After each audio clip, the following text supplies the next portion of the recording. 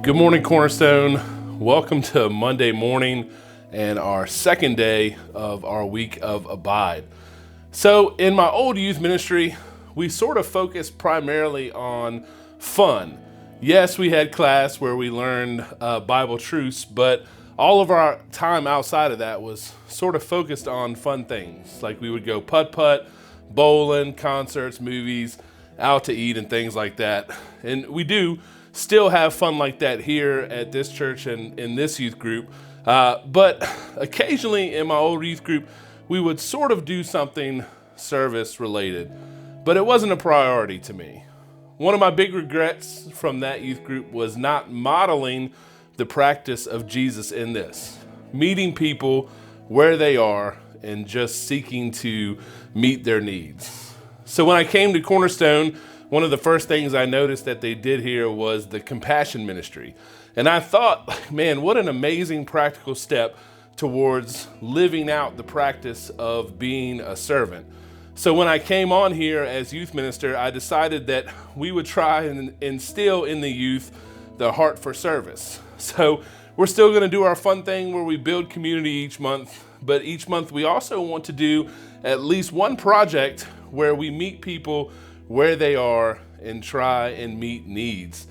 So in Mark chapter 10, two of Jesus' disciples, James and John, they come to Jesus and ask him, can they have important places of honor in his kingdom? This, of course, makes the other 10 disciples upset. And Jesus teaches them this truth in that moment. From Mark verses 43 through 45, he says, among you, it will be different. Whoever wants to be a leader among you must first be your servant. And whoever wants to be first among you must be a slave of everyone else. For even the Son of Man came not to be served, but to serve others and give his life as a ransom for many. And this is a powerful message that should still ring true for us today. In this world, everyone sort of often values power, wealth, status, and self. But Jesus reminds us that true greatness comes from serving others. We know that serving others is not always easy. It requires humility, sacrifice, and a willingness to put others' needs before our own. But when we do serve, we have the opportunity to make a difference in someone's life. We can offer a helping hand, a listening ear, an invitation, or simply just a kind word. And these small acts of service can have a big impact and can even change the course of someone's life. Jesus himself modeled the power of serving others. He washed the feet of his disciples, he healed the sick, he fed the hungry, and he showed that serving others is not just a good thing to do, but it's an essential part and meaningful part of life. So for Monday, in our Easter week of Abide, we are focusing on this practice, service. So today, be mindful of opportunities that you have to serve others.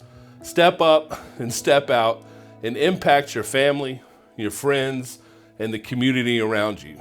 Let's look for ways to be a blessing to those around us, whether it's through a small act of kindness or maybe meeting a larger need. And let's remember that in serving others, we're not only making a difference in their lives, but we're also growing in our own character and becoming more like Jesus. And in that, we truly become servants, not just today, but every day. Have a good day, Cornerstone.